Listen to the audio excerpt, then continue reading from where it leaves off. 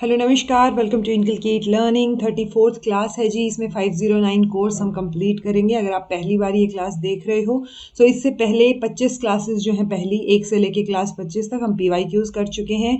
25 के बाद 26वीं क्लास से 35 तक हमें जो है थियोरी क्लासेस करनी है और कोशिश रहेगी अगर मैराथन जो है वो NCERT साइकोलॉजी की डल पाई जल्दी से जल्दी। ओके, सो 34th क्लास है, 35th की क्लास बचेगी टेक्निकली एंड आई होप पहले की क्लासेस आपने देखी हों और आपके लिए हेल्पफुल रही हूँ। ओके, तो इसमें सोशल साइंस जो हैं उससे रिलेटेड है। आप बोल सकते हो सोशल साइंस की पेडागोजी लगा लो, या वो होता है ना एक अंडरस्टैंडिंग होना सोशल साइंस की कि वो एक डिसिप्लिन की तरह कैसे काम करेगा। हमें पता है कि 3rd to 5th तो हम EVS पढ़ते हैं, उसके बाद सोशल साइंस जो है वो अपर प्राइमरी लेवल पे हमें देखने को मिलती है। तो ये सोशल साइंस का है। नेक्स्ट लास्ट क्लास में साइंस रहेगी, learning science at upper primary level. So ये 2 क्लासेस हमारी रहती हैं जो हमें कंप्लीट करनी है। ओके, ये बेसिक है जी हिस्ट्री के बारे में। तो आपको एटलीस्ट इतना पता हो जो मैंने हाईलाइट कर रखा है कि एरिस्टोटल जो है वो टीचर हैं अलेक्जेंडर के, वो नेटिव थे ग्रीस के, ठीक है। एंड इंग्लिश वर्ड हिस्ट्री जो है वो कहाँ से डिराइव हुआ है? ग्रीक नाउन से। कौन सा वर्ड? हिस्टोरिया, जिसका मतलब होता है इंक्वायर करना या रिसर्च करना या चीज़ों को एक्सप्लोर करना, इंफॉर्मेशन गेन करना। Okay, so learning by inquiry और रिसर्च किसके बारे में? ऑब्वियसली पास्ट के बारे में, क्योंकि हम हिस्ट्री की बात कर रहे हैं, ठीक है। सो उसकी बात हो रही है। देन पॉपुलरली जो है वो फादर ऑफ हिस्ट्री किसको बोला जाता है? हेरोडोटस को। ये पूछा जा सकता है जी, ध्यान रखना, ठीक है। इन्होंने ग्रेसियो पर्शियन वॉर्स के बारे में भी लिखा था और ये जो है थुसाइडिड्स वटेवर, ये जो प्रोनाउंसिएशन, ये जो नाम रहेगा, इन्होंने डेवलप किया इस सब्जेक्ट को साइंटिफिक लाइंस पे कि साइंटिफिक तरीके से आगे बढ़ने के लिए आप कैसे एनालाइज करोगे चीज़ों को। नेचर क्या है हिस्ट्री का? तो हिस्ट्री को जी हम स्टडी ऑफ ह्यूमन बीइंग बोलते हैं। ये प्रेजेंट को एक्सप्लेन करती है, ठीक है। कॉन्टिन्यूस और कोहेरेंट इवेंट यानी कॉन्टिन्यूटी में क्रोनोलॉजिकल चीज़ें हम इसमें पढ़ने की कोशिश करते हैं। अनएंडिंग डायलॉग है किसके बीच में? प्रेजेंट और पास्ट के बीच में। ये बात आपने ध्यान रखनी है कि आप कितना भी जो है इसके ऊपर डिस्कशन कर लो, चीज़ें कर लो, वो अनंत हैं टेक्निकली चीज़ें, ठीक है, उनका कोई अंत नहीं है। एंड हिस्ट्री जो है वो इंटरप्रिटेशन है पास्ट की, ताकि आप जो है फ्यूचर प्रिडिक्ट कर पाओ। सो ये 2 लाइंस आपको समझनी है, बिकॉज ये क्वेश्चन एक बार शायद आया भी हुआ है कि ये अनएंडिंग डायलॉग है बिटवीन व्हाट? तो प्रेजेंट, पास्ट, फ्यूचर, वो वैसे वाली चीज़। तो प्रेजेंट और पास्ट के बीच में अनएंडिंग डायलॉग है, लेकिन हम पास्ट को इंटरप्रेट करते हैं फ्यूचर को प्रिडिक्ट करने के लिए। ओके, हिस्टोरिकल फोर्सेस जो हैं वो लीनियर और साइक्लिकल दोनों होते हैं। नॉलेज जो है हिस्ट्री की वो इनकम्प्लीट रहती है, क्योंकि आपको सारी चीज़ें नहीं पता होती और हमेशा जो है वो चेंज रहती है, चेंजेस होते रहते हैं। जैसे अगर आपको थोड़ा सा आइडिया हो तो 2005 के बाद 2000 के अराउंड जो करिकुलम लिखा गया था, NCF नेशनल करिकुलम फ्रेमवर्क, सो उसमें ये दावा किया गया था बाद में कि ये जो है सैफ्रनाइज करने की कोशिश कर रहे हैं या ये हिस्ट्री बदलने की कोशिश कर रहे हैं। सो वो एस्पेक्ट आते हुए फिर NCF 2005 लाया गया था। तो हमें दिखता है कि हिस्ट्री बदलती रहती है, हर एक का अपना एस्पेक्ट है। मैं अपनी स्टोरी अपने तरीके से सुनाऊंगी तो वो मेरी तरीके से होगी, और वही सेम सिनेरियो, वही सेम चीज़, सिचुएशन कोई और सुनाएगा तो वो उसके तरीके से होगी। तो हिस्ट्री जो है वो हमेशा चेंज होती हुई आपको नजर आएगी। अलग अलग सोर्सेज हैं जी बेस अवेलेबिलिटी के बेसिस पे हिस्ट्री में। आर्कियोलॉजिकल सोर्स, तो 3 टाइप के आर्कियोलॉजिकल सोर्स हम पढ़ते हैं। मोन्यूमेंटल फाइंडिंग्स, जैसे जिसमें बिल्डिंग्स आ गई या इमेजेस, आपकी पोट्री आ गई, या टेराकोटा फिगर्स जो हमें मिलते हैं, मतलब आर्कियोलॉजिकल डिपार्टमेंट जब ढूंढता है उनको खुदाई करके, सो वो चीज़ें आ गई। दूसरा है जी न्यूमिस्मैटिक एविडेंसेस, जो आप जो है कॉइन्स की स्टडी के फॉर्म में कलेक्ट करते हो, collect from the study of coins. तो आपको ये एविडेंस का नाम पता हो ताकि आप कंफ्यूज ना हो। एपिग्राफिक में क्या आ जाएगा? जो इंस्क्रिप्शंस हैं, जैसे अभी तो हम पेन पेपर पे लिखते हैं, पहले तो जो है आप स्टोन पे लिखते थे, पिलर्स पे लिखते थे। आप कोई पुरानी बिल्डिंग्स में जाओगे वहां पे भी लिखी हुई मिलेंगी आपको चीजें, ऐसे खुदाई करके, तो वो होता है ना गोद के उनको, तो वो चीजें आपको दिखेंगी। सो वो एपिग्राफिक में आ जाएगा। सो ये सारी हैं पुरानी चीजें। अब पुरानी में अगर आप मोन्यूमेंटल बिल्डिंग्स ले रहे हो या फाइंडिंग्स बोल रहे हो, सो मोन्यूमेंट के रूप में जो आपको दिखेंगी, न्यूमेनिक ये आपका जो है न्यूमिस्मैटिक जो है वो स्टडी ऑफ कॉइन्स से दिखेंगी, और एपिग्राफिक जो है जो इंस्क्रिप्शंस खुदी हुई हैं वहां से पता चलेंगी। लिटरेरी सोर्सेज की अगर हम बात करें तो अगेन ये भी 3 ग्रुप्स में जो है आपको देखने को मिलेंगे। एक सेक्रेड या रिलीजियस लिटरेचर, जैसे हम वेदास या एपिक्स या पुराण और बुद्धिस्ट लिटरेचर हम देखते हैं, तो वो सारी चीजें आपकी सेक्रेड या रिलीजियस लिटरेचर में आ जाएंगी। सेक्युलर में क्या होंगी जी, 2 चीजें होंगी, एक आपका प्राइवेट देखने को मिलेगा और एक ऑफिशियल लिटरेचर आपको देखने को मिलेगा। ओके, सो प्राइवेट लिटरेचर जो है उसमें ड्रामा, नॉवेल, पोएम्स, बुक्स, वो चीजें आ जाएंगी। और ऑफिशियल में जो ऑफिशियल ऑर्डर्स पास हुए हैं या जो है सनन पास हुए हैं या जो डिसीजन कोर्ट ने सुनाए हैं, तो वो ऑफिशियल हैं। ओके, और उसके अलावा जो जो चीजें बच गई वो सारी प्राइवेट लिटरेचर में आ जाएंगी। टेक्निकली ये ABC करने की बजाय यहाँ पे ये C, अच्छा ठीक है, C में प्राइवेट और ऑफिशियल दोनों आ गए। ओके, सो वो चीज है आपकी। देन फॉरेन टेस्टिमनी, जिसमें फॉरेनर्स जो यहाँ पे पढ़ने आए थे, चीजों को देखने आए थे, जैसे ये F हैन है, हुआन स्वांग है, सो ये मेगास्थिन है, सो ये जो है आपके बहुत सारी इस कैटेगरी में आएंगे क्योंकि उन्होंने भी टेस्टिमनी दी है या उनकी भी लिखी हुई चीजों में ये चीज पाई गई है। ओके, तो वो लिटरेरी सोर्सेज हैं जी। ओरल ट्रेडिशन जो है वो क्या रहेगा, जो इन्फॉर्मेशन जो है वो लोकल हिस्ट्री से जो हमें देखने को मिलती है। ओके, सो ये वर्ड्स हैं आपके टोड्स एनाल या दीपवाम्सा और आपका महावाम्सा। सो ये जो है आपके इस सोर्स में आ जाएंगी। सो आपको रटने की जरूरत नहीं, आपको समझ आना चाहिए कि आर्कियोलॉजिकल क्या है, लिटरेरी क्या है, या ओरल ट्रेडिशंस क्या है, या प्राइवेट या ऑफिशियल लिटरेचर क्या है, सेक्युलर लिटरेचर क्या है। सो वो चीजें आपको पता होनी चाहिए। सेक्युलर में हम धर्म को नहीं कनेक्ट करते हैं, रिलीजियस में धर्म कनेक्ट हो रहा है। Okay, on the basis of evidence 2 तरीके के सोर्सेज होते हैं, प्राइमरी, सेकेंडरी, ये बात आपको पता हो। आप एटलीस्ट देख के ये समझ पाओ कि अच्छा कौन सा प्राइमरी है, कौन सा सेकेंडरी है। Okay, so primary is like first hand information जो आपको मिल रही है। Okay, so prepared by person who were directly connected with an event, या जो आई विटनेस थे। ठीक है, सो वो जो चीज लिख रहे हैं वो प्राइमरी सोर्स है। ओके, सेकेंडरी सोर्सेज में क्या आ जाएगा जी, जो आपने दूर से देख के किसी चीज को लिखा है, या किसी ने कोई जर्नल लिख दी या बुक लिख दी, अब उस बुक को आप रेफर कर रहे हो तो वो आपके लिए सेकेंडरी सोर्स हो जाएगा। ओके, सो वो चीज आपको पता हो। देन जब भी हम हिस्टोरिकल एविडेंस की बात करेंगे, 2 वर्ड आपने याद रखने हैं, एक्सटर्नल और इंटरनल क्रिटिसिज्म। तो जब आप हिस्टोरिकल प्रोसेस देखते हो, हिस्टोरिकल डाटा देखते हो, तो उसमें आप एक्सटर्नल क्रिटिसिज्म जब करते हो तो आप ऑथेंटिसिटी और जेन्युइननेस देखते हो कि कितना ऑथेंटिक है वो डाटा। और जब आप इंटरनल क्रिटिसिज्म देखते हो तो आप हिस्टोरिकल लेवल पे रिलायबिलिटी चेक करते हो, यानी थोड़ा सा डीपर लेवल पे जाके उस डाटा की रिलायबिलिटी जो है हम उसमें चेक करते हैं। सो आपको एक्सटर्नल और इंटरनल क्रिटिसिज्म जो है उसके बारे में अच्छे से पता होना चाहिए। जब भी ये 2 वर्ड आ जाए आपको ये पता हो कि अच्छा ठीक है, हिस्टोरिकल डाटा की बात हो रही है या हिस्टोरिकल रिसर्च की बात हो रही है। सो ये दोनों वर्ड हिस्ट्री से कनेक्टेड हैं, ये बात याद रखिए। ओके, देन 2 यहाँ पे दे रखे हैं जी इन्होंने, क्या बोलते हैं अपने ये फ्लो चार्ट्स। ठीक है, इन फ्लो चार्ट से क्वेश्चन आ जाता है। सो ये 1857 की क्रांति के बाद का है कि कारण क्या रहे जो 1857 की क्रांति जो है वो उस टाइम पे उठी। तो बहुत सारे कारण रहे, सिपाही म्यूटनी थी ये, ठीक है, जो नवाब या राजा थे उन्होंने अपनी अथॉरिटी खो दी थी। पीजेंट्स और सिपाही सारे ही जो है वो किस में जा रहे थे कि हमें वो मतलब वो टैक्सेस वगैरह, देखो जैसे ये वाली आप यहाँ से लिंक्ड देखोगे कि यहाँ पे उन्होंने डिसकंटेमिनेशन ड्यू टू वो सेटिस्फाइड नहीं थे, डिसकंटेंटमेंट थी पुअर पे की वजह से, अलाउंसेस, ये तो सिपाही के लिए हो गया। और जो हाई टैक्स या रिजिड मेथड जो था उनका रेवेन्यू का, वो चीज़, तो वो भी रेबेलियन में पार्ट बने। ओके, ऐसे ही बहादुर शाह जो लास्ट मुगल एम्परर थे, उन्होंने अपनी जो है वो lost his after death family would be shifted out from red fort, तो वो वहाँ से बाहर निकाल दी उनकी डेथ के बाद। ठीक है, देन है रानी लक्ष्मीबाई की बात हो रही है, ये नाना साहेब की बात हो रही है, ये अवध की बात हो रही है। तो बहुत सारे रीजंस रहे। ठीक है, सो ये जो रीजंस रहे उनकी वजह से वो जो है 1857 की क्रांति जो है वो भड़की। शुरुआत सिपाही म्यूटनी से हो गई थी। ओके, यहाँ पे सिपाही म्यूटनी की बात मेन दे रखी है जी 1857 की। सो मई 1857 में शुरू हुई थी, एग्जैक्टली आई थिंक 10 मई था ये। ठीक है, तो एक मैसिव रेबेलियन की तरह चीजें शुरू हुई। क्या क्या चीजें हुई, ऑर्गेनाइज्ड एज पॉपुलर, तो बहुत पॉपुलर तरीके से इसको ऑर्गेनाइज किया गया। मेरठ से ये शुरू हुई। ब्रिटिशर्स ने मंगल पांडे को मार्च 1857 में लटका दिया था, तो इस वजह से अप्रैल जो है वो जाते जाते मई में ये चीजें भड़क गई।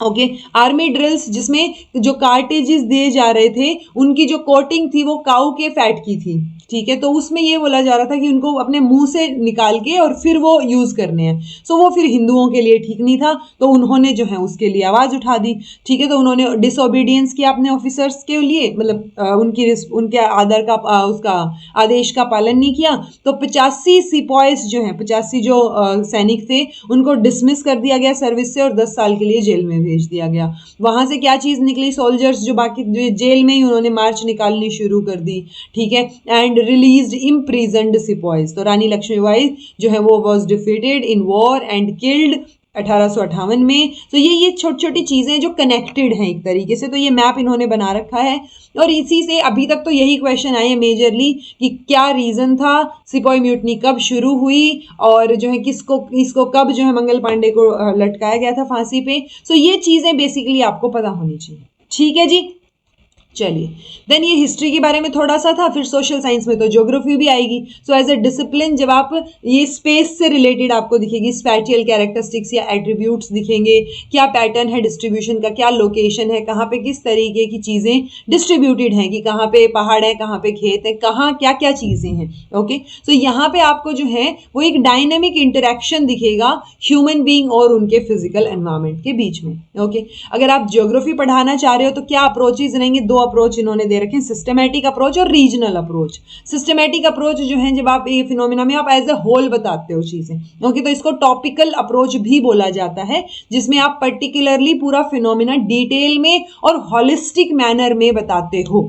रीजनल अप्रोच रहेगा जी, आपने वर्ल्ड को रीजन्स में डिवाइड कर दिया हायरार्किकल लेवल पे, फिर आप जो है ज्योग्राफिकल फिनोमिना को पर्टिकुलर रीजन वाइज एक्सप्लेन कर रहे हो। आप नेचुरल, पॉलिटिकल या डेजिग्नेटेड रीजन्स बना सकते हो। सो आप अपने हिसाब से समझा सकते हो, जिसमें आप पार्ट्स में डिवाइड कर रहे हो चीजों को, रीजन्स में डिवाइड कर रहे हो। ओके, ज्योग्राफी की डोमेन की बात करेंगे तो बहुत वो वास्ट है बहुत ऑब्वियसली, बट ब्रांचेस जो इंटरफेस करती हैं नेचुरल साइंसेस के साथ उनको हम फिजिकल ज्योग्राफी बोल देते हैं, और जो सोशल साइंस के साथ मैच करती हैं उनको हम ह्यूमन ज्योग्राफी बोल देते हैं। ओके, सो ये फिजिकल ज्योग्राफी में वर्ड्स हैं जी जो पूछे जा सकते हैं, जैसे जियोमोर्फोलॉजी। सो मोर्फोलॉजी यानी जो लैंडफॉर्म है, स्ट्रक्चर बने हुए हैं उनकी बात, तो स्टडी ऑफ लैंडफॉर्म्स, उनका इवोल्यूशन, उनसे रिलेटेड प्रोसेसेस।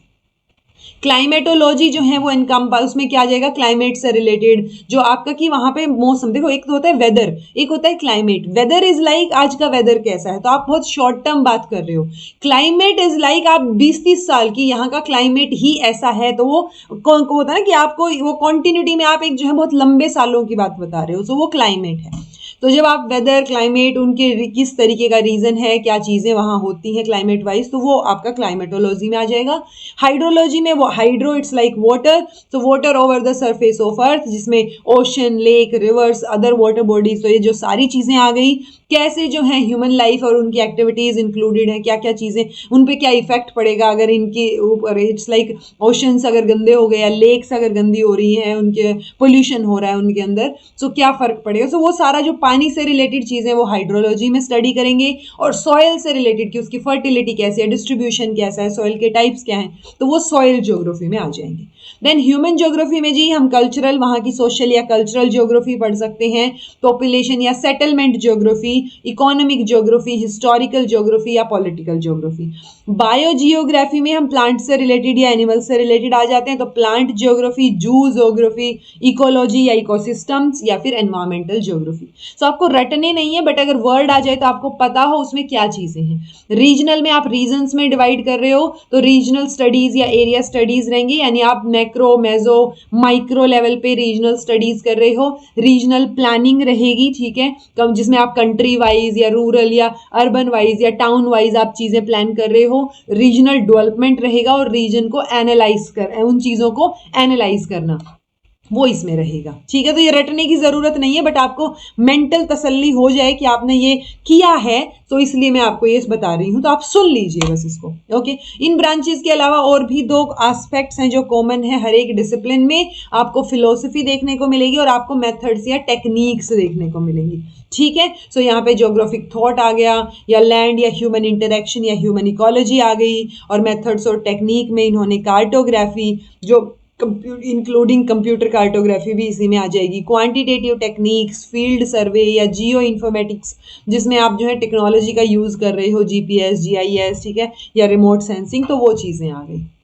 अब बात आती है जी कि इंपॉर्टेंट वर्ड की SPL, social and political life. तो ये एक नया लर्निंग एरिया जो है वो शुरू किया गया है सिविक्स की जगह पे। ये पूछा जा सकता है कि सिविक्स की जगह पे क्या चीज जो है वो शुरू की गई अपर प्राइमरी स्टेज पे, so that is social and political life. So 2005 की एनसीएफ में ये बात बोली गई थी। और सिविक्स जो है that appeared in Indian school curriculum in colonial period, ठीक है, against the background of increasing disloyalty, इसलिए वो सिविक्स शुरू की गई थी। लेकिन किस पे एम्फेसिस था कि आप ओबीडियंस, मतलब उनकी बातें मानो, लॉयल रहो, वो की फीचर थे सिविक्स के। ओके, बट एसपीएल जो है वो रियल लाइफ सिचुएशन बेस्ड आपको दिखेगी, जो प्रैक्टिकल सिचुएशंस को यूज कर रही है कॉन्सेप्ट्स को सिखाने के लिए, ठीक है। सो बच्चे किस तरीके से बेस्ट सीख सकते हैं, कैसे हम उनको कॉन्क्रीट एक्सपीरियंसेस प्रोवाइड करवा सकते हैं, तो वो सारी चीजें एसपीएल में आ जाएंगी। ओके, सो इसके जो लर्निंग एक्सपीरियंस है वो मोस्टली हम पॉलिटिकल साइंस और आपका इकोनॉमिक्स और सोशियोलॉजी वहां से ले रहे हैं, क्योंकि आप सोशल पॉलिटिकल लाइफ बोल रहे हो, तो सोशल साइंस, सोशल जब हम पढ़ते हैं तो सोशियोलॉजी में पढ़ते हैं, पॉलिटिकल और इकोनॉमिक्स एक दूसरे से वैसे भी कनेक्टेड है, तो पॉलिटिकल साइंस, इकोनॉमिक्स और सोशियोलॉजी। पॉलिटिकल साइंस जो है वो बच्चे को फैमिलियर करेगी डेमोक्रेटिक प्रोसेस एंड पार्टिसिपेशन से। ये बात आपको ध्यान रखनी है, पूछी जा सकती है कि किससे फैमिलियराइज करेगी बच्चे को। इकोनॉमिक्स जो है वो इकोनॉमिक एक्टिविटीज के प्रति जो है बच्चे को फैमिलियराइज करेगी, कैसे प्रोडक्शन, कंजम्पशन, डिस्ट्रीब्यूशन, एक्सचेंज, वो सारी चीजें कैसे होती हैं। और सोशियोलॉजी जो सोसाइटी में, सिविक सोसाइटी का एक वो होता है ना इंपॉर्टेंट मेंबर है बच्चा, ये उसको समझाएगी, बनाएगी, और कैसे आप जो है बैरियर्स को, जो कास्ट, क्लास, रिलीजन से रिलेटेड है, उनको रिमूव कर सकते हो। तो ओवरऑल आप सोसाइटी पढ़ रहे हो सोशियोलॉजी में, इकोनॉमिक्स में आप इकोनॉमिक एक्टिविटीज से फैमिलियर करवा रहे हो, और पॉलिटिकल साइंस में आप डेमोक्रेटिक प्रोसेस और पार्टिसिपेशन से फैमिलियर करवा रहे हो, ठीक है जी। अब एक और चीज यहां मेंशन थी, तो जो मॉडल कोर्स कंटेंट था, जो किसने सजेस्ट किया था, ईश्वर भाई पटेल कमेटी ने 1977 में, और एक मॉडल कोर्स कंटेंट सजेस्ट किया था national focus group on teaching of social science 2006 में। तो ये ईश्वर भाई पटेल कमेटी का नाम हो सकता है कभी पूछ लिया जाए, आपको पता हो। दो अप्रोचेस हम हमेशा देखते हैं, एक ट्रेडिशनल अप्रोच, एक मॉडर्न अप्रोच। ट्रेडिशनल अप्रोच में आप पॉलिटिकल साइंस को जो है आप स्टडी ऑफ स्टेट या उसके गवर्नमेंट इंस्टीट्यूशन की स्टडी के बारे में बताते हो, बट मॉडर्न में अगर आप बात करोगे तो आप पॉलिटिकल साइंस को स्टडी ऑफ पावर या डिसीजन मेकिंग जो है वो क्या, कैसे रहती है पॉलिटिकल बिहेवियर में, वहां आप जो है चीजें एक्सप्लेन करते हो। तो एक में आप जो है वो होता है ना फैक्चुअल चीजें बता रहे हो कि ये गवर्नमेंट इंस्टीट्यूशन है, ये कैसे काम करता है, क्या चीजें। एक में आप उनको स्टडी करवा रहे हो, पावर के होता है ना, ये पावर के बारे में बात कर रहा है, डिसीजन मेकिंग के बारे में बात कर रहा है, तो आप इसमें एक थोड़ा सा अलग एस्पेक्ट जरूर देख पा रहे होगे। ओके, ये फॉर्मल अपैरेटस पे फोकस करेगा, जैसे मैंने आपको कहा इंस्टीट्यूशंस, गवर्नमेंट, उन चीजों पे। ये पॉलिटिक्स को एक एक्टिविटी और एक प्रोसेस की तरह देखेगा, ओके, कि कैसे चीजें हो रही हैं। देन ये पॉलिटिकल साइंस को एक ऑब्जेक्टिव की तरह जो है डिफाइन करेगा, साइंटिफिक, प्रोसेस ओरिएंटेड टास्क, और ये सब्जेक्टिव, थ्योरेटिकल और पर्पस ओरिएंटेड। सो ये पर्पस पे फोकस है, गोल्स पे फोकस है, यहाँ प्रोसेस पे फोकस है। इट्स लाइक मंजिल से बेहतर रास्ता, ठीक है, तो ये रास्तों पे फोकस कर रहा है और ये मंजिल पे फोकस कर रहा है। मोर फिलोसफिकल नेचर नजर आएगा, ये एनालिटिकल नेचर नजर आएगा। पॉलिटिकल साइंस जो है ये, इसको हम नॉन ऑब्जर्वेबल और वैल्यू लोडेड सब्जेक्ट की तरह देखते हैं, इसको हम ऑब्जर्वेबल, यहाँ पे हम ऑब्जर्वेबल और वैल्यू फ्री सब्जेक्ट की तरह देखते हैं। ये क्वांटिटेटिव और इंडक्टिव अप्रोच पे फोकस कर रहा है, ये प्रिस्क्रिप्टिव और नॉर्मेटिव अप्रोच पे फोकस कर रहा है। यानी बात हम पॉलिटिकल साइंस की कर रहे हैं, लेकिन हम ट्रेडिशनल अप्रोच में क्या मान के चलते हैं और मॉडर्न अप्रोच में क्या मान के चलते हैं, वो चीज़ है। तो आपको समझ आना चाहिए थोड़ा सा कि मॉडर्न में आप किस किस तरीके के वर्ड्स यूज कर रहे हो, ठीक है, कि ऑब्जेक्टिव है, प्रोसेस ओरिएंटेड है, साइंटिफिक है। सो वो चीजें, ये एक्स्ट्रा पॉलिटिकल फैक्टर्स और कंडीशंस जो अफेक्ट करती हैं पॉलिटिकल इवेंट्स को, इंस्टीट्यूट्स को, उनके ऊपर भी फोकस करेगा। ये सिर्फ जो बेसिकली टेक्सोनॉमिक चीजें बनी हुई हैं, जो एक सीक्वेंस बनी हुई है, तो ये ओवरऑल उनके ऊपर फोकस करेगा, ठीक है जी। ये मेथड्स या अप्रोचेस हैं जी जो सोशल साइंटिस्ट के द्वारा ऑब्जर्व किए जाते हैं, अडॉप्ट किए जाते हैं इकोनॉमिक्स के लिए। तो हम दो सब्जेक्ट्स में देखेंगे जो मेंशन है यहाँ, एक इकोनॉमिक्स के लिए, एक सोशियोलॉजी के लिए। बहुत इंपॉर्टेंट एस्पेक्ट है जो आपको पता होना चाहिए। जैसे वेल्थ अप्रोच किसने दिया? एडम स्मिथ ने दिया, उनको फादर ऑफ इकोनॉमिक्स भी बोलते हैं। और इकोनॉमिक्स को हम साइंस ऑफ वेल्थ, पैसा, ठीक है, सो साइंस ऑफ वेल्थ की तरह इसको डिस्क्राइब करते हैं। ओके, सो आप एडम जो स्मिथ है उन्होंने एक बुक भी पब्लिश की, an inquiry into the nature and causes of wealth of nation. So book में नाम आ गया वेल्थ ऑफ नेशन। सो ये बात आपको पता होनी चाहिए कि वेल्थ या साइंस ऑफ वेल्थ की बात जो है वो एडम स्मिथ करते हैं। ये वेल्थ अप्रोच जो है वो लेके चलते हैं। ओके, देन सोशल साइंटिस्ट जो और तरीके अपनाते हैं इकोनॉमिक्स को समझने के लिए वो है वेलफेयर अप्रोच। ठीक है, सो वेलफेयर में आप, ये साइंस ऑफ वेलफेयर हो गया कि आप लोगों की भलाई के बारे में सोच रहे हो। इकोनॉमिक्स को आप जो है वो भलाई के लिए यूज वाले सिचुएशन में जा रहे हो, उसमें वेल्थ क्रिएशन में जा रहे हो। ठीक है, सो ये अल्फ्रेड मार्शल है जी, इनकी बुक है प्रिंसिपल्स ऑफ इकोनॉमिक्स, और प्रिंसिपल ऑफ इकोनॉमिक्स में इन्होंने इकोनॉमिक्स को साइंस ऑफ वेलफेयर जो है वो बताया है। ओके, देन इसमें ये इकोनॉमिक्स जो है ये लायनल रॉबिन जो है वो स्कैरसिटी और चॉइस अप्रोच की तरह इससे डील करते हैं। तो ये क्या बोल रहे हैं? इकोनॉमिक्स जो है वो साइंस ऑफ स्कैरसिटी और चॉइस है। ओके, सो ये अप्रोच जो है वो किन प्रिंसिपल्स पे बेस्ड है कि ह्यूमन जो है, ह्यूमन की जो वांट्स हैं वो अनलिमिटेड हैं, कभी भी आप चीज़ों को पूरा नहीं कर पाओगे, रिसोर्सेज लिमिटेड हैं, ह्यूमन की जो वांट है, इच्छाएं हैं, वो अनलिमिटेड हैं। So resources have various alternative use, so whether goods and services would promote welfare और not is not the concern of the economics. तो वेलफेयर को प्रमोट करना नहीं है इकोनॉमिक्स का काम, कि वो ह्यूमन नीड्स को सेटिस्फाई कर पा रहे हैं कि नहीं कर पा रहे हैं, उसकी हम बात कर रहे हैं। तो स्कैरसिटी और चॉइस अप्रोच की ये बात कर रहे हैं। ठीक है, स्कैरसिटी इज लाइक स्केयर, बहुत लिमिटेड रिसोर्सेज है, रिसोर्सेज की कमी है, आपकी चॉइसेस क्या होती हैं, क्योंकि वांट्स तो अनलिमिटेड हैं, आप क्या चॉइसेस रखते हो जिसकी वजह से जो है वो चीजें कैसे जाएंगी, किस दिशा में रुख मोड़ेंगी। सो वो चीज है। सो आपको नाम याद रखना है कि जब वेल्थ अप्रोच जो स्टडी करता है इकोनॉमिक्स को, जो वेल्थ, ये आपका साइंस ऑफ वेल्थ बोलता है, वो एडम स्मिथ है। Alfred Marshall science of welfare की बात करते हैं। लॉयनल रॉबिन जो है वो स्कैरसिटी और चॉइस अप्रोच की बात करते हैं। ठीक है, तो इकोनॉमिक डील करेगा कि ये जो रिसोर्सेज है सोसाइटी में, इनको कैसे एलोकेट किया जाए कि वो डिफरेंट डिफरेंट जो इच्छाएं हैं उनको सेटिस्फाई कर पाए। ओके, देन ग्रोथ अप्रोच की बात जो है जी सैमुअल्सन करते हैं। ठीक है, so give importance on scarcity of productive resources, जो कि एक इम्पैक्ट जो है रहेगा कॉमन पीपल की लाइफ पे, यानी स्कैरसिटी तो है प्रोडक्टिव रिसोर्सेज की। दूसरा ये बोलते हैं इकोनॉमिक्स जो है वो एनालाइज करेगी रिलेटिव प्रॉब्लम्स जो कि कंजम्पशन या डिस्ट्रीब्यूशन से रिलेटेड हैं। ओके, किसकी? कंजम्पशन या किसके डिस्ट्रीब्यूशन की बात कर रहे हैं? रिसोर्सेज की। This definition is wider than Robins definition in the sense कि ये स्कैरसिटी के साथ साथ ग्रोथ को भी टच कर रही है। ओके, ये मनी के साथ साथ बार्टर सिस्टम को भी एनालाइज कर रही है। तो थोड़ा सा बड़ा एस्पेक्ट हो गया, इसका होराइजन थोड़ा सा बड़ा हो गया। ठीक है जी, सो ये जो अप्रोच के नाम है और किसने दिया है, एट लीस्ट इतनी बात तो आपने ध्यान रखनी है, ये सोशियोलॉजी से रिलेटेड है जी। सो एटलीस्ट आपको ये आइडिया हो जाए कि अच्छा ऑगस्ट कॉम्टे की बात हो रही है तो सोशियोलॉजी की बात हो रही है, ना कि इकोनॉमिक्स की। अगर एडम स्मिथ की बात हो रही है तो इकोनॉमिक्स की बात हो रही है, ना कि सोशियोलॉजी। तो ये जो नाम है वो कौन सा सोशियोलॉजी में आता है या कौन सा इकोनॉमिक्स में आता है, वो आइडिया हो आपको।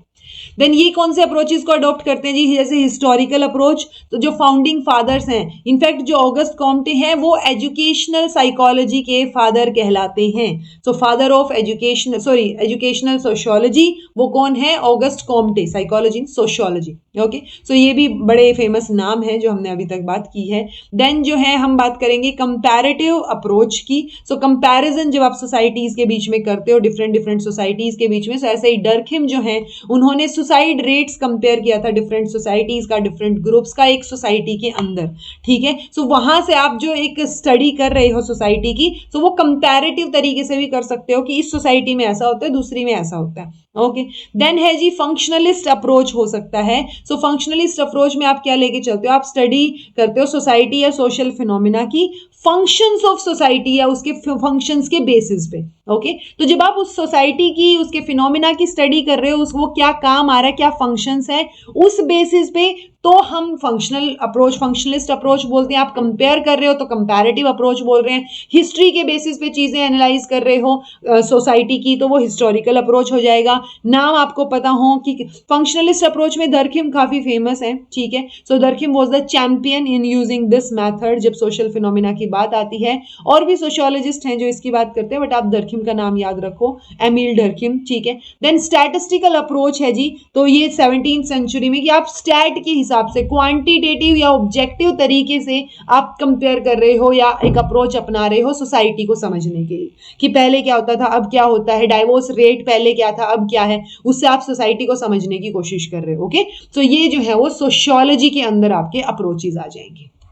देन ये पॉइंट ऑफ डिफरेंस बता रखे हैं जी कि सोशल साइंस और सोशल स्टडीज में क्या फर्क है, ठीक है। सोशल साइंस को होता है ना पेरेंट डिसिप्लिन की तरह हम लेके चलते हैं, ये जेनेसिस है, ओरिजिन है, लेकिन सोशल स्टडीज जो है वो आउटकम है, यानी प्रोडक्ट ऑफ सोशल साइंस। तो प्रोडक्ट ऑफ सोशल साइंस आप सोशल स्टडी को बोलोगे, ठीक है। देन एरिया ऑफ अफेयर क्या रहेगा, यहाँ पे हम थ्योरेटिकल एस्पेक्ट को देखते हैं, स्टडीज में हम प्रैक्टिकल एस्पेक्ट को देखेंगे। यहाँ हम सोशल यूटिलिटी देखते हैं, यहाँ हम इंस्ट्रक्शनल यूटिलिटी देखेंगे। यहाँ हम अडल्ट अप्रोच पे फोकस कर रहे हैं, यहाँ पे हम चाइल्ड अप्रोच पे फोकस करेंगे, ठीक है।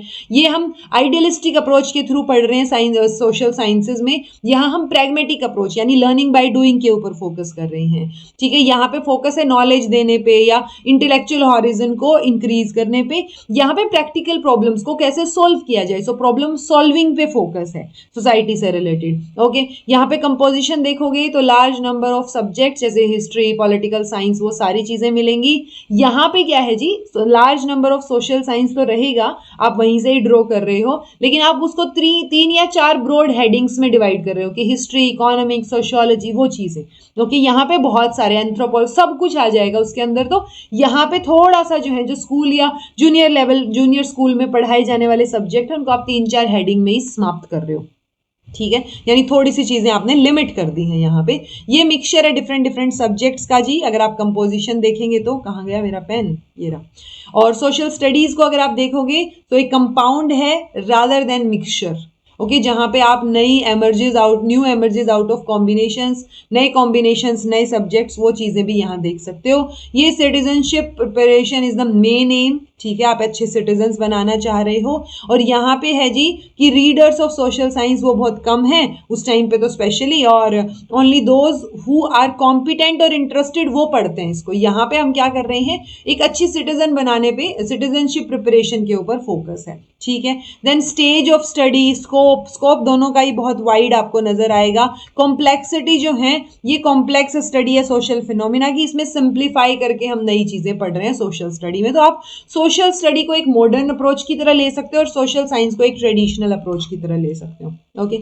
ये जनरल एम्स हैं जी कि सोशल साइंस जो हम पढ़ा रहे हैं अपर प्राइमरी या एलिमेंट्री लेवल पे, तो उसकी जनरल वो एम क्या है, क्यों पढ़ा रहे हैं, ठीक है। तो हम चाह रहे हैं कि बच्चे जो है वो ज्योग्राफिकल, सोशल, कल्चरल एनवायरमेंट से वाकिफ हो जाएं, ठीक है। हम चाह रहे हैं कि उनकी जो सेंस ऑफ सोशल कॉम्पिटेंस है या सोशल कमिटमेंट है वो डेवलप हो जाए, डेमोक्रेटिक सिटीजनशिप की क्वालिटीज आ जाए बच्चों में, ठीक है। Spirit of patriotism, national feeling, international understanding, वो चीजें हम डेवलप कर पाएं, ठीक है। हम बच्चों को हेल्प कर पाएं कि वो पार्टिसिपेट करें सोशो इकोनॉमिक इंस्टीट्यूशंस में, ओके। ट्रेन करें स्टूडेंट्स को कि वो सोल्व कर पाएं जो सोशल इश्यूज हैं, प्रेजेंट हैं या आने वाले क्या इश्यूज हो सकते हैं और उनके क्या चैलेंजेस हैं, तो उनके लिए उनको सोल्व कर पाएं बच्चे, हम उसके लिए ट्रेन कर रहे हैं उनको। हम मोरल वैल्यूज, इमोशनल क्वालिटीज और सेंस ऑफ बिलोंगिंगनेस जो है वो बच्चों में लाना चाह रहे हैं, डेवलप करना चाह रहे हैं, ओके। तो आपको सोशल साइंस से रिलेटेड चीजें दिख रही होंगी कि आप सोसाइटी से रिलेट करना चाह रहे हो बच्चों को, ओके।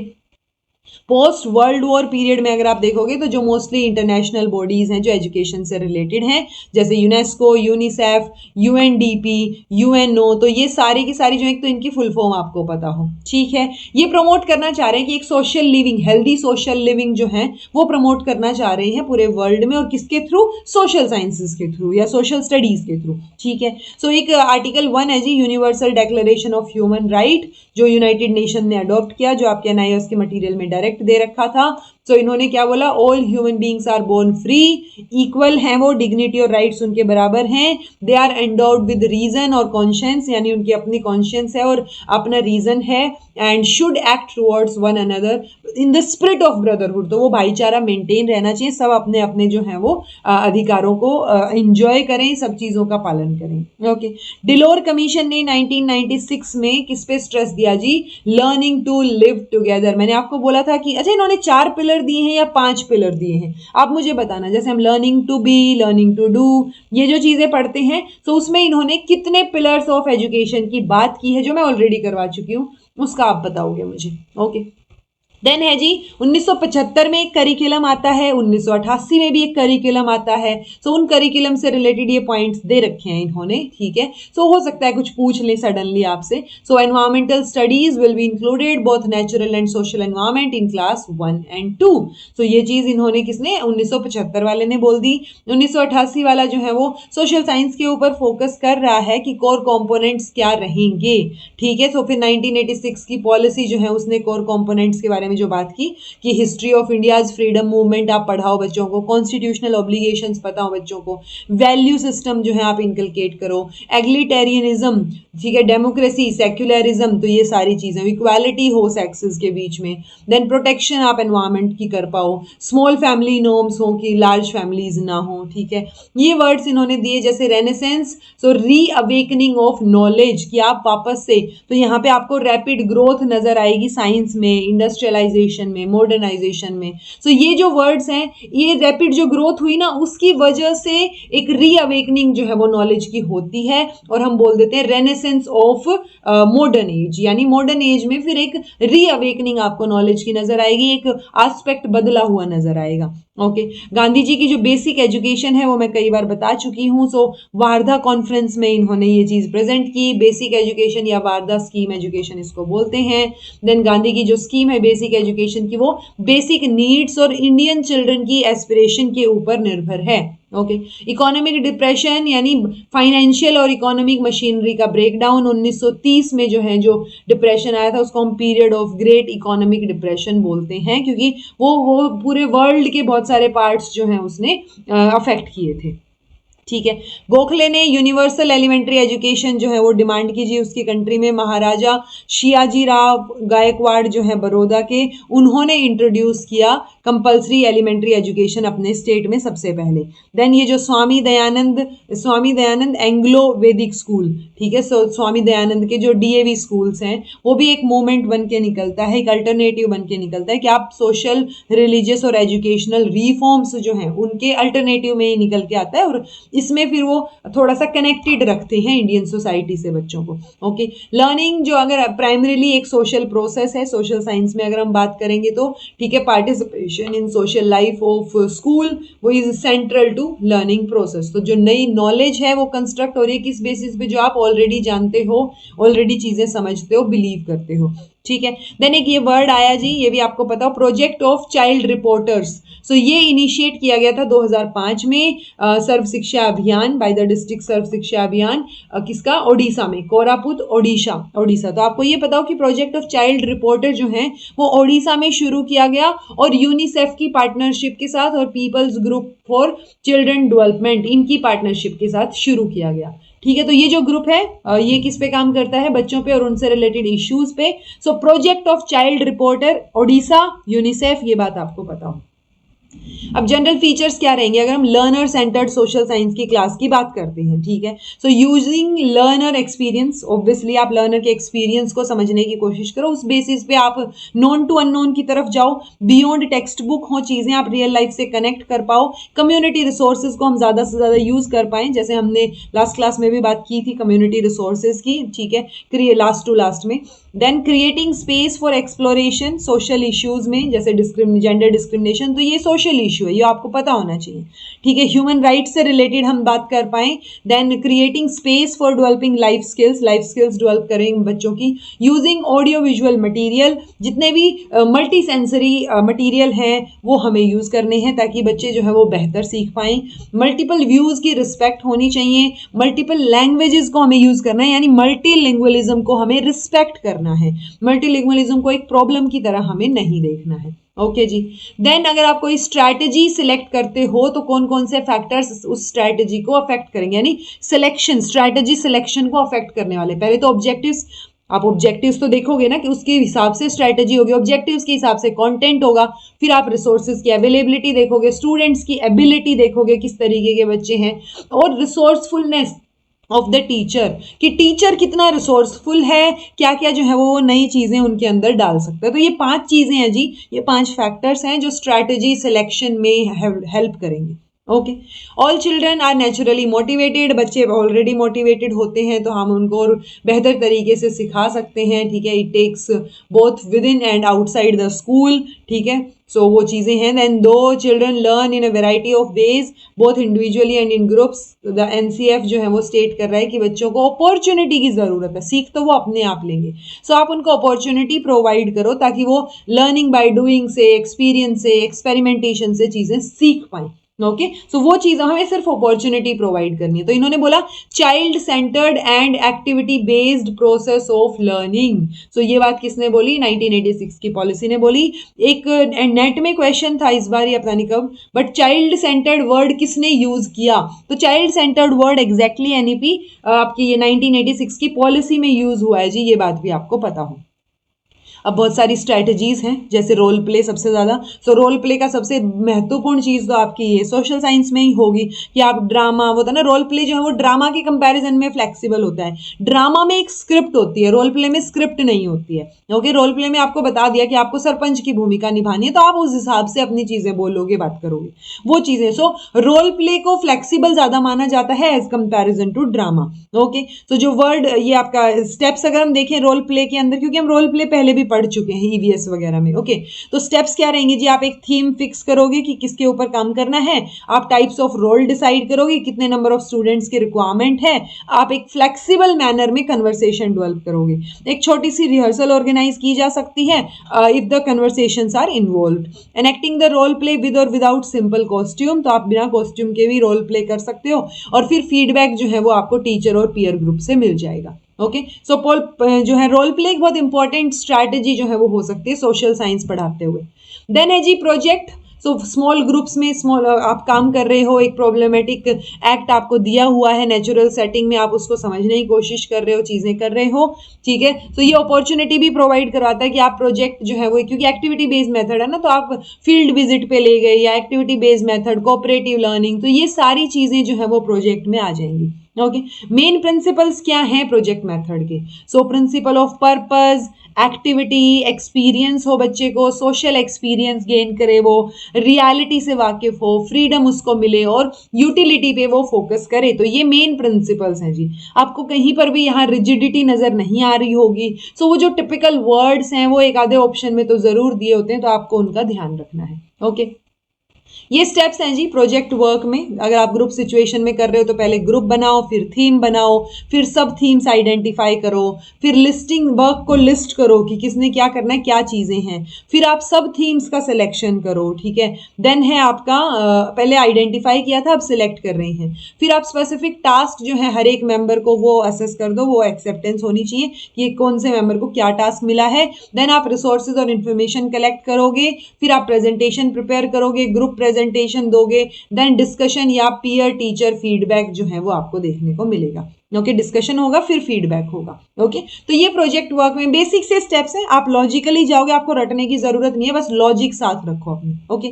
ड्रामा एक pre decided set of conversation होता है जिसमें रिहर्सल्स जो है वो बहुत बार आपको देखने को मिलेंगी, with music, without music, costume rehearsals, तो वो रिहर्सल्स आपको यहाँ देखने को मिलेंगे, और ये प्री डिसाइडेड होता है, थोड़ी सी फिक्स्ड होती हैं चीजें इसके अंदर, और जो रोल प्ले है उसमें आपकी फ्लेक्सिबिलिटी ज्यादा होती है। ओके। सो अगेन ड्रामेटाइजेशन के स्टेप्स हो सकते हैं। देन ये कोई हार्ड एंड फास्ट स्टेप नहीं है, बट बेसिक स्टेप्स आपको पता हो कि आपने थिएट्रिकल एलिमेंट जो है वो पहले डिटरमाइन किया है, फिर आपने जो है उससे सूट करता हुआ, उस थीम से सूट करता हुआ एक प्ले ढूंढा या बनाया है, फिर उस मॉडिफाई को अपने लेसन के अगर आपको कोई प्ले मिल गया तो उस प्ले को आप मॉडिफाई करो अपने लेसन को सूट करने के हिसाब से, कि आपकी सिचुएशन के हिसाब से मॉडिफाई करो, ठीक है। फिर डिसाइड करो कौन सा स्टूडेंट क्या रोल प्ले करेगा, कि कौन सा जो है वो किस रोल में फिट बैठेगा, ठीक है। फिर आप रोल्स अलॉट कर दो बच्चों को, ठीक है। देन आपका जो है वो गिविंग टाइम टू स्टूडेंट्स, ताकि वो कन्वर्सेशन चीज़ों को समझ पाएँ, मगअप कर पाएँ, थीम को समझ पाएँ। फिर बार बार रिहर्सल्स जो है वो होंगी, फिर रिहर्सल विद कॉस्ट्यूम होंगी, फिर ड्रामा को एनेक्ट किया जाएगा और बाद में जो है वो फीडबैक मिलेगा। ठीक है, on the suitability of drama, language, theme, acting, dialogue. So इन सारी चीज़ों के ऊपर जो है वो आपको फीडबैक मिलेगा जब आपने ड्रामा प्रेजेंट कर दिया है। कोऑपरेटिव, सी स्पेलिंग ठीक करना। ठीक है, कोऑपरेटिव की अगर हम बात करें तो कोऑपरेटिव लर्निंग हम ऑलरेडी भी डिस्कस कर चुके हैं। एक दूसरे को फायदा होएगा, gain from each others effort, recognize all the group members जो एक कॉमन फेट शेयर करते हैं। ठीक है, तो वही साथ में ही डूबेंगे, साथ में तैरेंगे वाली सिचुएशन। देन आपका जो है know that one's performance is mutually caused by one self and team members, we can not do it without you, वो वाली फीलिंग आपने लेके चलनी है। एंड देन प्राउड फील करना है उस चीज पे, तो we all congratulate you on your accomplishment. So वो एस्पेक्ट के साथ, सो कोऑपरेटिव जो है उसमें आप सारे मिलके म्यूचुअल बेनिफिट के लिए काम कर रहे होते हो। ये 5 एलिमेंट्स कोऑपरेटिव के मैं 1000 बार बता चुकी हूं, अगर अब भी इन 5 में से आप गड़बड़ करते हो तो गलत है वो। ओके, देन आता है जी कॉन्सेप्ट मैपिंग। कॉन्सेप्ट मैपिंग का हमें ऑलरेडी मैंने बताया भी था कि एक कॉन्सेप्ट का मैप आप कैसे बनाते हो दिमाग में। सो उसके स्टेप्स दे रखे हैं। ठीक है, सो पहले तो कॉन्सेप्ट को आइडेंटिफाई करो कि कौन सी यूनिट या जो भी चैप्टर आपने सेलेक्ट किया है उससे रिलेटेड आइडेंटिफाई किया कॉन्सेप्ट को, उनको ब्लैक बोर्ड पे लिस्ट किया, कॉन्सेप्ट को एक हायरार्किकल ऑर्डर में अरेंज किया, जनरल टू स्पेसिफिक या टॉप टू बॉटम। ठीक है, देन आपने कॉन्सेप्ट्स को सिलेक्ट किया। ठीक है, देन आप जो है place all the concepts meaningfully on the board. फिर आपने सर्कल्स या बॉक्सेस ड्रॉ कर दिए उन कॉन्सेप्ट्स के अराउंड। ठीक है, और फिर उनमें लिंक जो है वो आपने एस्टेब्लिश कर दिया, तो एक कॉन्सेप्ट मैप रेडी हो गया। ठीक है, एक होल कॉन्सेप्ट मैप को आप पढ़ेंगे, फिर देखेंगे कि कहीं कोई लिंक मिसिंग तो नहीं है या सारे के सारे लिंक्स आपने एस्टेब्लिश कर दिए हैं या नहीं करे हैं। ठीक है जी, तो ये 5 मेथड्स हो गए। उसके अलावा क्रिटिकल पेडागोजी जो हम ऑलरेडी कर चुके हैं वो एक मेथड है। प्रॉब्लम सॉल्विंग एक मेथड है। इसमें ऑब्वियसली आप पहले आइडेंटिफाई करोगे प्रॉब्लम को, फिर प्रॉब्लम सॉल्विंग का क्या मेथड रहेगा उसको डिजाइन करोगे, फिर उस प्लान को एग्जीक्यूट करोगे और उस सॉल्यूशन को इवेल्युएट करोगे। ओके, एक्सपीरियंशियल लर्निंग एक स्ट्रैटेजी हो सकती है, एक्सपीरियंस से सिखाओ जो हम कर चुके हैं कोल्ब की एक्सपीरियंशियल लर्निंग में। नरेशन या स्टोरी टेलिंग के थ्रू आप समझा सकते हो, वो भी एक स्ट्रैटेजी हो सकती है या टीचिंग मेथड हो सकता है। फील्ड ट्रिप हो सकता है जी, जब भी आप कोई फील्ड ट्रिप ऑर्गेनाइज करोगे आप पहले प्लान करोगे, फिर एग्जीक्यूट करोगे और फिर फॉलो अप जो है वो लोगे। ऐसे ही डिस्कशन मेथड है, आप डिस्कशन को ऑर्गेनाइज करोगे तो एक गुड डील ऑफ प्लानिंग की बहुत ज़रूरत है टीचर और स्टूडेंट दोनों के द्वारा। अगर डिस्कशन अरेंज करना है तो पहले प्लानिंग और प्रिपरेशन होगी, फिर डिस्कशन कंडक्ट करोगे और फिर इवैल्यूएशन होगा। मैप बेस्ड लर्निंग हो सकती है, सोशल साइंसेज हैं तो आप मैप पे जगह दिखा दिखा के उस हिसाब से भी सिखा सकते हो। ओके, ये जी लर्निंग रिसोर्सेज के टाइप्स हैं अलग अलग। सो आपको एटलीस्ट ये पता हो कि अगर रियलिया की बात हो रही है तो एक 3 dimensional object from real life की बात हो रही है, जैसे कॉइन, टूल, टेक्सटाइल। ठीक है, so doesn't easily fit into the orderly categories of printed material. So जो प्रिंटेड मटेरियल की कैटेगरी में फिट नहीं हो रहे हैं, आर्टिफैक्ट्स हैं, स्पेसिमेन हैं, तो वो सारे के सारे इसमें आ जाएंगे जी। ओके, सो टीचर, लाइब्रेरी, वहां पे जो है ये चीजें यूज की जा सकती हैं। टीचर और लाइब्रेरी के इट्स लाइक लाइब्रेरी में रख दी तो आप वहां जाके भी पढ़ सकते हो या टीचर पढ़ा सकता है, वहां से आप परचेज कर सकते हो या वटेवर। ओके, देन है जी डायोरामा। डायोरामा टर्म डिनोट करती है partially 3 dimensional full size replica है और scale model of a landscape. ठीक है, तो ये चीज आपको पता हो कि ये पार्शियली 3 डायमेंशनल बोल रहे हैं और रियलिया को हम 3 डायमेंशनल ऑब्जेक्ट बोल रहे हैं रियल लाइफ से। Okay, then graph, chart, cartoons वो भी एक तरीका है जी, जैसे चार्ट्स के टाइप भी इन्होंने दिए, नरेशन, टेबुलेशन या आपका जो है रिलेशनशिप चार्ट या पेडिग्री चार्ट, तो वो अलग अलग चार्ट हैं। मूवीज भी एक तरीका हो सकती है लर्निंग रिसोर्स का, जैसे आप जो है ये अम्बेडकर जो किसने बनाई है, जाबर पटेल ने, गांधी बाय रिचर्ड बोरो। ठीक है, then Netaji Subhash Chandra Bose by Shyam Benegal, then Sardar Patel by Ketan Mehta, legend of Bhagat Singh by Rajkumar Santoshi.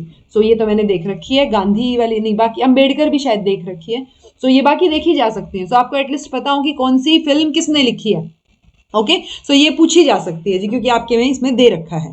Then maps हो सकते हैं, ग्लोब्स, आपका मॉडल, ग्लोब भी एक 3 डायमेंशनल वाली चीज होगी। ठीक है, मैप 2 डायमेंशनल में आप दिखा रहे हो। Timelines, books, newspaper clippings, museum, internet, school या कम्युनिटी को आप लर्निंग रिसोर्स की तरह यूज कर सकते हो। तो ये लर्निंग रिसोर्सेज हैं, आपको बस मतलब पता हो और आपको ये मूवीज के नाम याद हो किसने बनाई है। ओके देन ये कुछ एक मेजर इनिशिएटिव्स हैं जी, जो रिकमेंडेशन पॉलिसी या एक्ट ने कुछ चीजें हाईलाइट की हैं, ठीक है। तो ये आपका एजुकेशन कमीशन या national education commission, Kothari commission जिसको हम बोलते हैं, सो इन्होंने पॉइंट आउट किया कि एवेल्युएशन एक कॉन्टिन्यूअस प्रोसेस की तरह यूज होना चाहिए। आप उसको हर टाइम इवेल्युएट करो, ये मत सोचो कि आप लास्ट में 2 बार पेपर लोगे, दैट्स इट, वो नहीं होगा। कॉन्टिन्यूअस इवेल्युएशन जो है वो इंटीग्रल पार्ट होना चाहिए एक एजुकेशन सिस्टम का, ठीक है, और वो किससे, आपके जो है वो एजुकेशनल ऑब्जेक्टिव से रिलेट करता हुआ हो।